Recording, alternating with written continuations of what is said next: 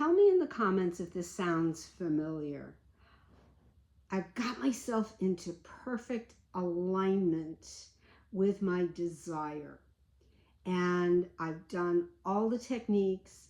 I've done what Neville Goddard teaches about the state akin to sleep, and the isn't it wonderful that it's in the future and that it's happened. I have my relationship, I have my SP, my person, and it still doesn't manifest. I still have no relationship. In fact, the person I was involved with broke up with me, and I can't get them back, and I am so frustrated. I am tearing my hair out.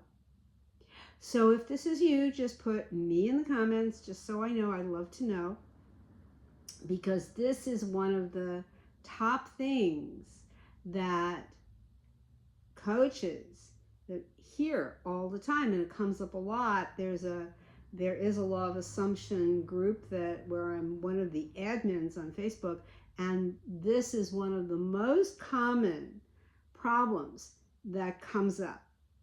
So stick around with me here, because we're going to take a look at this and look at why this is happening for you, if this is you, and how this can be remedied. And it might not be what you are expecting, okay? So stick around and you will find out. So when you want somebody and all you're thinking about is that person, how are you seeing yourself in relation to that person? Are you seeing yourself as being worthy of having a relationship, or are you seeing it more as they deserve to have you? Are they worthy of having you? Sometimes you have to actually flip it that way in order to get a new perspective on it, in order to see a 360 of what is really going on for you, potentially for them, that as you imagine lovingly for them. Because if you are feeling that you are not generating, manifesting that relationship, then something in what you're attempting to do by saying you are aligned is out of whack. You have to take a look at that from bottom to top, top to bottom, and really see where things have gone off the rails. And it's not necessarily an obvious thing, because when you are inhabiting, if you have chosen a person, usually we say, Neville taught really that it wasn't about that person, it was about the right person, the person for you. As many of us have experienced, I've been there, that the person I thought was the person that I wanted, that I was crushing on, that I thought that's got to be the one. No, because if it's that specific person, a lot of times it's just going to bounce back to you. And one of the reasons we get caught up in, I've done all the things. I'm aligned. I have aligned my energy. I'm vibrating at that frequency. I'm there.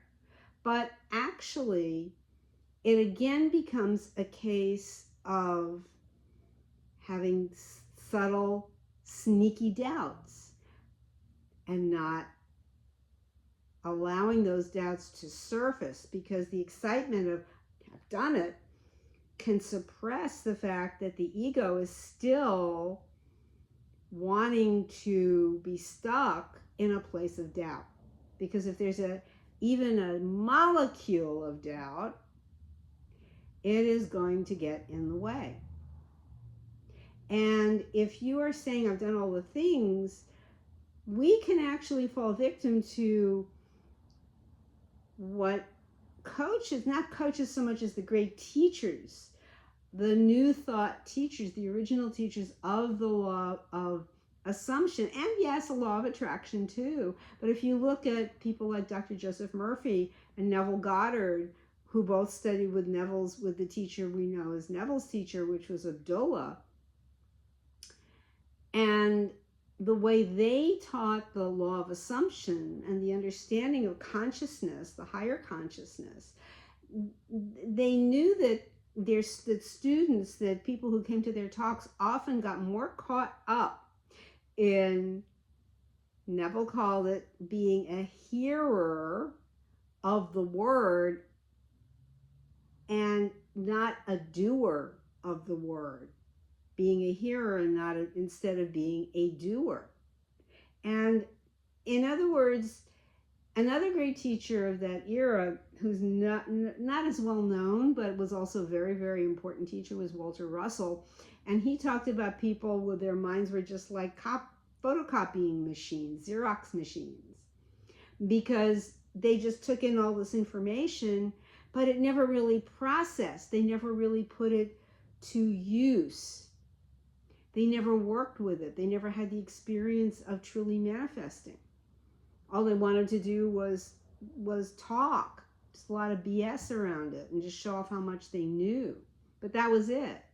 Because you can do that. You can quote Neville chapter and verse all day long, or Dr. Murphy, or any of the great teachers of that time, but or Florence Scovel Shinn, for example. But unless that is really running through you, and you start discarding the things that the ego is trying to do to keep you limited, and you are not turning your back on the circumstances, which was one of the key things that Abdullah taught Neville, was to slam the door on the appearance of reality, which seems to be showing you that you don't have what you want. But if you are very fixated, you're going to get very frustrated by reality, seeming reality, not reflecting the person or the job or the car or the travel or whatever else it is. It has to come from the inside, as within, so without. This great teaching of Hermetic law. That is one of the original teachings from long before Neville and Dr. Murphy. So you have to get rid of any attachments. I was talking about detachment in my last video. You have to get rid of any attachments to things that are trying to show you otherwise than that you have it. If you've chosen to say, this is what I want a relationship where I am respected, loved, adored by my partner. And I have it. And you're given it. But if your doubts are always surfacing, then the likelihood of that relationship holding together is going to be challenging. It's going to be more difficult. You have to stand firm in that you've chosen it. And then there's no other option but that it's going to manifest for you. Because you have already identified with that. There is no if, and, or but around it. It just is. And this is a very difficult thing, because then you think, I've done all the right stuff. I've done all the things, you know. I mean, it's like we sometimes hear about someone who, you know, ate all the right food and did the right diet and did the exercise and ran every day 5 miles and did all kinds of other things, and their weight was perfect, and they ate all the latest health foods and everything else, and they still came down with a serious disease. And because there are levels of doubt. And it's been said, doubt is the devil. Doubt is the thing that is going to mess with the idea of knowing you are God. It's unequivocal. It's just, there's no debate around it. There's no questioning around you. Once you're standing firm in your choice, it must come to you. And that's why you have to do what I think it was the Apostle Paul says in the Bible, I die daily dying to the world. You have to die to the world. And there's another kind of tongue twisty, but I'm very fond of it. I love kind of word play and complications of words and unraveling them. But it comes from, I think Buddhism. It may come also from just generally from the Eastern traditions. And it goes, you have to die before you die, so that when you die, you do not die. And that's simply saying you have to die to the world, as the Apostle Paul said, before you die, meaning leave the body permanently, leave this lifetime, so that when you do die, which is when that happens, you don't die. You are eternal. Your spirit is eternal. So this is all connected.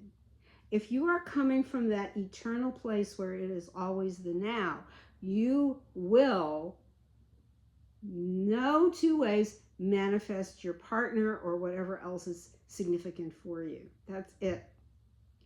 And if you are spending all your time trying to get all your dots lined up with all your hacks and feel like you're aligned, and it's still not happening, that's where you have to look and even decide, just kick over the traces. It's okay to even stop worrying, because if you are spending your time worrying about whether you're aligned, we used to call that being in balance, kind of same thing, getting all the parts of your life in balance, your health, your relationship, the money you're earning, your work, all that. It's kind of the same idea. But because it was always something that would be, it's like juggling cups and bowls and whatever, like people you would see on television who could do all this, keep all the balls in the air at once, literally. But, we know things will intervene. But if you are firm in who you are, in your I am, in fact, greater even than I am, that's a talk for another day, but there is that there is more to it even than I am, but I'll save that for now. But it's just that you know that your choice, your I am, will give you whatever you put after that is what you are, and what you are contains what you wanted. They are part and parcel of each other. It's part of my Father and I are one, and my Father is greater. It really is simple, but if it helps, sometimes the best thing you can do is stop thinking about how aligned you are. And that, because that just gets in your way, you can let it go. This is also part of what I said in my video the other day. It was about detachment. Let go of worrying about how to detach. That's why I said the later word about saying not, the other expression of it as non-attachment, can be easier. You're just flowing. You're just flowing with what is happening. And when you are in that flow state, not even thinking about it, because otherwise you're going to start worrying about how to get into a flow state, just knowing with confidence that you already are what you want to be, and you already have what you want. Love you, boo. See you next time.